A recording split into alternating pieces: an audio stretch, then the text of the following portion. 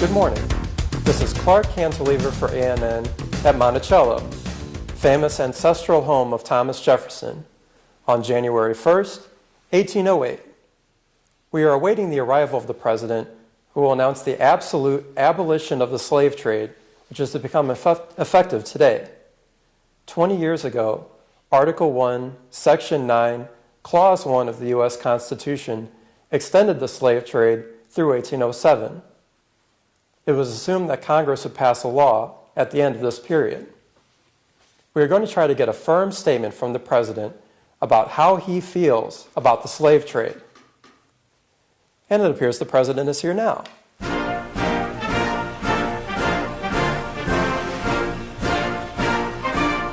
Welcome, Mr. President. How are you, Mr. Cantilever? My pleasure. Make yourself comfortable. Thank you. Sally, bring us some coffee and pastry, please. And how are things with you today? Very well. Thank you very much. Good. Thank you, Sal. Let's get right to the subject that our viewers have been waiting for since 1787. You have been a bit vague on your position on the slave trade and slavery. Could you clarify this now? Oh, I don't believe I've been vague at all. I mean, it was quite clear. I addressed Congress in December of 1806 and told them that as of January 1st, 1808, slavery would be abolished. I felt that, they've been condemned for so long. And these are some unoffending inhabitants of Africa we have, And so for us to continue this would be ridiculous. But in the past, you have been evasive on this issue by debating whether to solve the issue by taxing slave imports? No. Let me make myself clear. I was also influenced by the French philosopher Montesquieu on the relationship between master and slave. And then in March 2nd of 1807, it passed in both houses of Congress that no person of color, Negro, mulatto, would be considered a slave, and it would be illegal to possess slaves. I thought that was pretty clear. He thinks that's pretty doggone clear. And also, they would come with a $20,000 fine and also repossession of the ship that had slaves. And a $10,000 fine and imprisonment for 5 to 10 years for carrying illegal slaves. Well, thank you, Sally. I have no plans to do anything further. He has no plans to do any dang thing further. Oh, bring us some wine. So what about enforcement of this bill? Well, that would be left up to the states themselves. They would have to work out the details and the conquering the ships and the slaves and all that. I mean, the federal government can't do everything for them. But, Mr. President, what about the fate of the poor Africans who survived the Atlantic Passage? Will they be set free? Well, I've had my own different thought on this matter for some time, and my southern planters just wouldn't buy into it. But I feel that we should really use our government money to, again, send them somewhere safe, West Indies or Africa. Again, I, as president, would watch over this. And to some indenture over a period of term and time, they would actually earn that back. Okay? Now, as far as abolishing it quickly, that's where we have the problem. And, the problem, again, with the politicians is they just seem to never decide on anything. They just debate. Well, what do you mean by they just debate? Well, I have these letters here I'd like to share with you. Okay, starting off, first off, we have Mr. John Randolph. He states, Mr. President, I fear that the abolition of the slave trade might become a pretext for the universal emancipation of the Constitution itself and just blow it up. Then we also have, well, let me give you this one here. This is interesting. A large majority of people in the southern states do not even consider slavery an evil. That's from Senator of Georgia. That's Peter Early. We also have one from Andy Jackson, who went on the record to say emancipation in Kentucky would make land values drop by 75%. So he's opposed.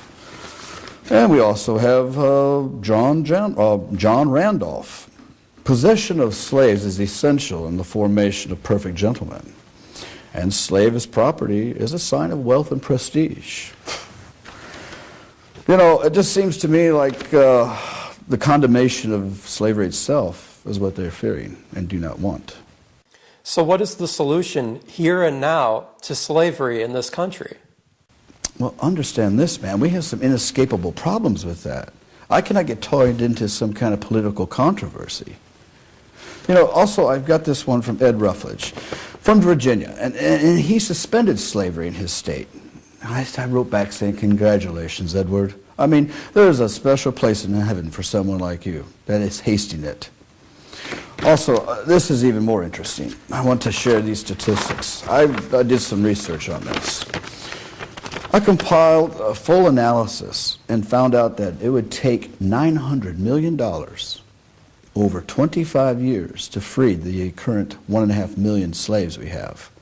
And in that time frame, their numbers would double. And if you were to ask these free Negroes to return to Africa, well, they would just say no. This is all they know now. But Mr. Jefferson, there has to be a way to resolve this. Well, I know you're trying to pin me down, but understand this. We have the wolf by its ears. We can neither let him safely go or hold him. So we have justice on one hand and self-preservation on the other.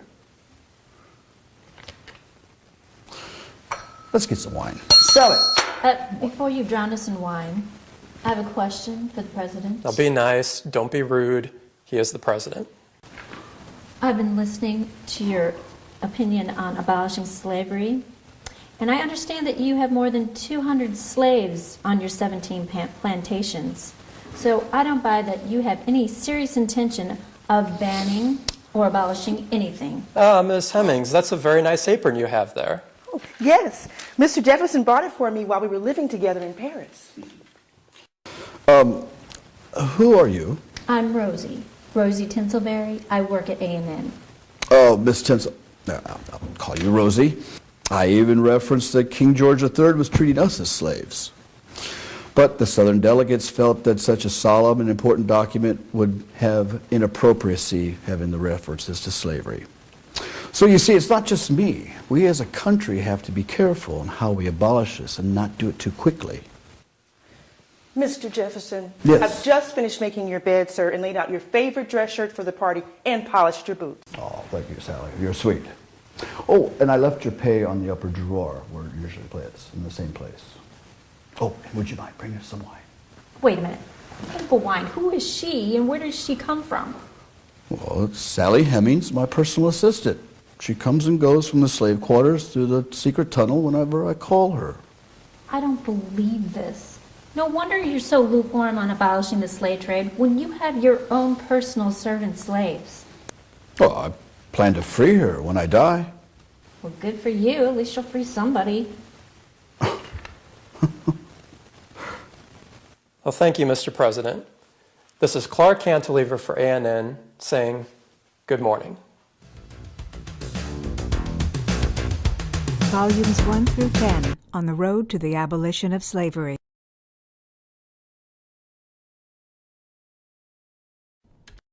Volumes 1 and 2. Introduction on the road to the abolition of slavery. Slavery explained in the words, writing, and songs of contemporary politicians, abolitionists, slaves, pro-slavery advocates, and others.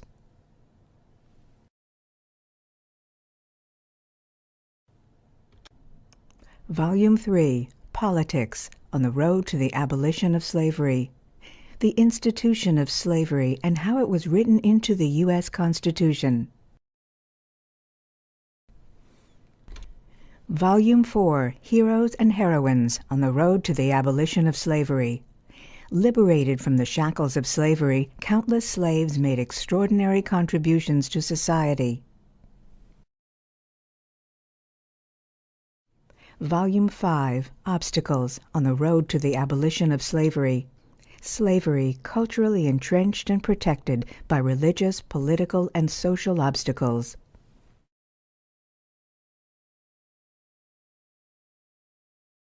Volume 6. Martyrs on the road to the abolition of slavery. People black and white gave their lives in the fight for freedom from slavery.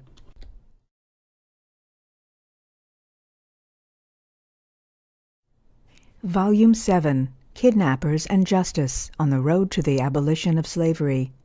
The law protected slavery, and the scales of justice were in favor of the slave owners.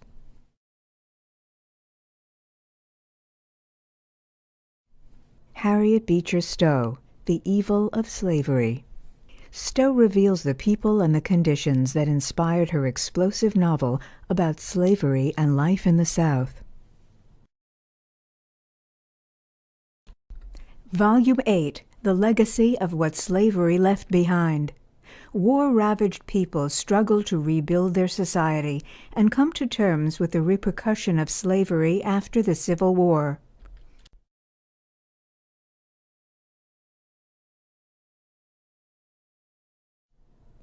Volume 9, Those Dedicated Angels on the Road to the Abolition of Slavery. Recognizing the work of 12 abolitionists whose extraordinary dedication helped to free the enslaved, these are the people who fought for a higher standard of mankind.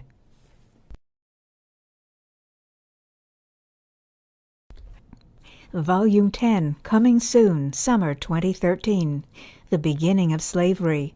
Indentured servants and the transatlantic slave trade. Colonial plantations needed labor, more orphans, loose women, convicts, and Quakers than the Old World could send as indentured servants. So the colonists looked to Africa, and the transatlantic slave trade thrived for 450 years.